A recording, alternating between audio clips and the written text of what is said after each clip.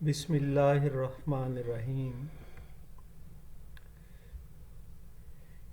ان اللہ و ملائکتہ یصلون علی النبی یا ایہا الذین آمنوا صلوا علیہ وسلموا تسلیما صلی اللہ علی حبیبہ سیدنا محمد وآلہ واصحابہ وسلم۔ عزیز طلباء السلام علیکم۔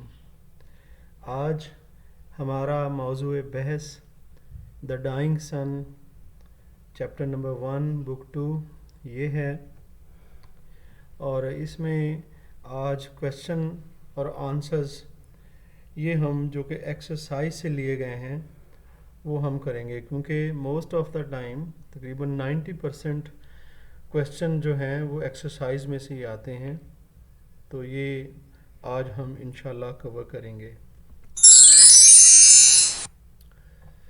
سب سے پہلا کویشچن یہ ہے، how is it that a star finds another star near it? کیا ایسا ہو سکتا ہے کہ ایسا ممکن ہے کہ ایک ستارہ دوسرے ستارے کے قریب آ جائے؟ کیا ایسا ممکن ہے؟ اب عزیز طلبہ اس بات کو یاد رکھیں کہ جو آنسر ہے اس میں کچھ لائنیں بلیک میں لکھی ہوئی ہیں، کچھ جو ہیں وہ گرین میں لکھی ہوئی ہیں۔ بلیک لائنیں جو ہیں یہ سمجھ لیں کہ ایک قسم کا سجانے کے لیے یہ مٹیریل ہے، آپ کے ایگزامینر کو امپریس کرنے کے لیے مٹیریل ہے۔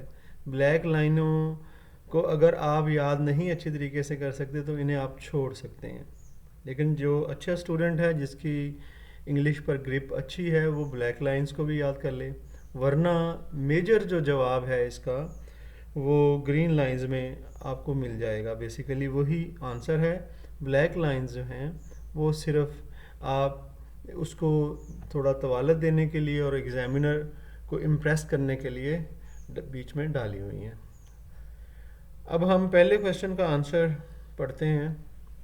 نو سائنٹسٹ ہیز اینی کلو، کسی بھی سائنسدان کے پاس کوئی بھی کسی قسم کا علم نہیں، اشارہ نہیں اس کے پاس، about the enormity of this mysterious universe, کہ یہ جو پراسرار کائنات ہے یہ کتنی بڑی ہے، انارمٹی اس کا بڑا ہونا، یہ کتنی بڑی ہے، کسی بھی سائنسدان کے پاس اس بارے میں کوئی اسے آئیڈیا کلو نہیں ہے۔ Our universe is very vast, ہماری کائنات بہت وسیع ہے۔ The stars have great distances among them, ستاروں کے بیچ میں بڑے بڑے فاصلے موجود ہیں۔ There is almost no chance of their coming close to each other, اور یہ موقع ہی نہیں ہے، ایسا اتفاق ہی نہیں ہے کہ وہ ایک دوسرے کے قریب آ جائیں۔ اب ہم کویشچن نمبر 2 کو دیکھتے ہیں۔ What happened when, according to Sir James Jeans, a wandering star came close to the sun؟ کیا ہوا سر جیمز جینز کے بقول جب ایک بے مقصد گھومنے والا ستارہ سورج کے قریب آ گیا؟ تو اس کے اندر اس کی پوری تھیری ہے، ہم اس کا آنسر دیکھتے ہیں۔ Sir James Jeans created a mythical scientific fantasy, sir James Jeans نے ایک جو ہے طلسماتی سائنسی جو ہے خیالی کہانی وہ بنائی ہے۔ آپ کو پتہ ہے یہ اس کی تھیری ہے، about the creation of this mysterious universe, اس پراسرار کائنات کے بارے میں اس نے وہ کہانی جو طلسماتی بھی ہے، خیالی کہانی ہے سائنسی، وہ گھڑی ہے۔ اور according to sir James Jeans, sir James Jeans کے مطابق millions of star years ago, لاکھوں کروڑوں سال پہلے، a wandering star came near the sun by chance, ایک آوارہ گھومنے والا ستارہ سورج کے قریب اتفاقاً آ گیا، اتفاق سے آ گیا۔ It raised a mountain of melted matter, اس نے ابھاری پیدا کی، اٹ ریزڈ اے ماؤنٹین ایک پہاڑی، آف میلٹڈ میٹر پگھلے ہوئے مادے کی، آن دا سرفیس آف دا سن سورج کی سطح پر، اس نے سورج کی سطح پر ایک پگھلے ہوئے مادے کی پہاڑی پیدا کر دی۔ This mountain broke into pieces because of attraction, کشش کی وجہ سے یہ پہاڑی جو ہے ٹکڑوں میں ٹوٹ گئی. These pieces are called planets. انہی ٹکڑوں کو ہم سیارے کہتے ہیں. آگے چلتے ہیں. کوشچن نمبر 3 ہے جی. What happened when a wandering star came nearer and nearer. کیا ہوا جب آوارہ گھومنے والا ستارہ وہ قریب سے قریب تر آتا گیا. کس کے؟ سورج کے قریب سے قریب تر آتا گیا. تو کیا ہوا؟ اب دیکھیں یہاں پر کچھ کویسچنز کے آنسرز وہی لکھے ہیں. آپ کو پتہ ہونا چاہیے کہ ایک چیپٹر میں سے ایک جو ہے کویسچن آ سکتا ہے. اس لیے آپ کی یاد کرنے میں آسانی کے لیے ہم نے جو جوابات ملتے ہیں تاکہ اسٹوڈنٹ آسانی سے یاد کر لے، تو ہم نے وہ ڈکشن جو ہے، وہ ورڈنگ جو ہے وہ سیم رکھی ہے اسٹوڈنٹ کی آسانی کے لیے. اب sir James Jeans created a mythical scientific fantasy.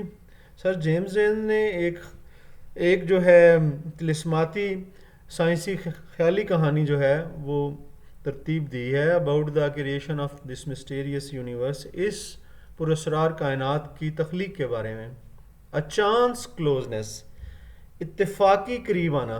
Chance اور اتفاقی، کلوزنس قربت. بٹوین اے وانڈرنگ اسٹار، اتفاقی جو قربت ہے ایک بے مقصد گھومنے والے ستارے کی، اینڈ دا سن اور سورج کی، became the cause of creation of our planetary system. یہ ہمارے نظام شمسی کے بننے کی وجہ بنی کہ وہ جو آوارہ گھومنے والا ستارہ تھا سورج کے قریب آیا، تو اس سے سر جیمز جینز کہتا ہے، اس کی تھیوری ہے کہ ہمارا پلانیٹری سسٹم بنا ہے. The wandering star came near the sun by chance.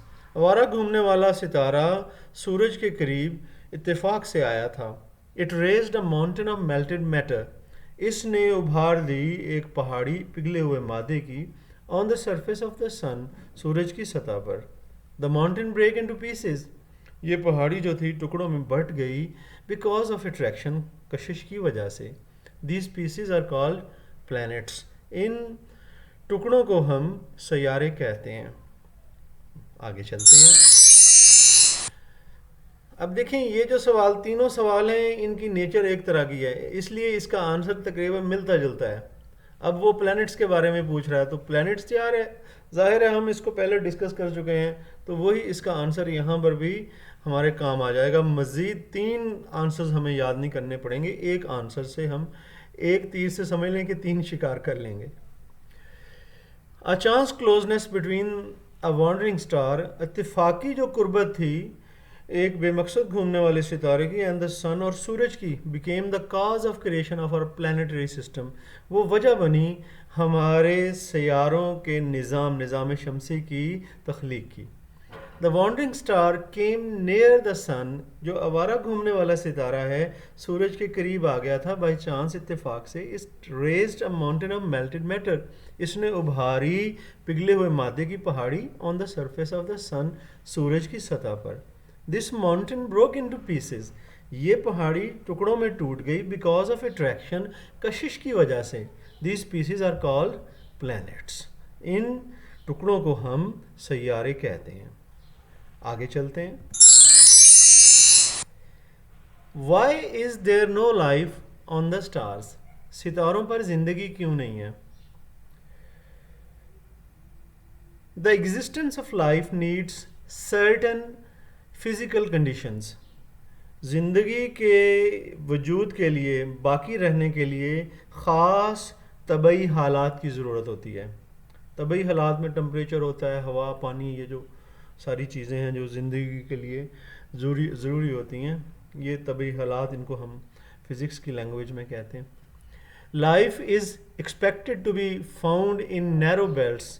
زندگی کے بارے میں ہم توقع کر سکتے ہیں کہ یہ ہمیں ملے گی نیرو بیلٹس، پتلی پتلی پٹیوں میں، situated at an appropriate distance around any star, جو کہ واقع ہوتی ہیں ایک مناسب فاصلے پر کسی بھی ستارے کے.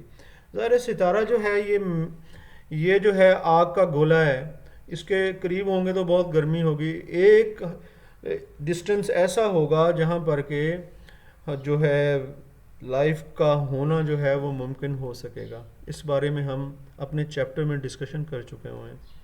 Stars are very hot. ستارے تو بہت گرم ہیں.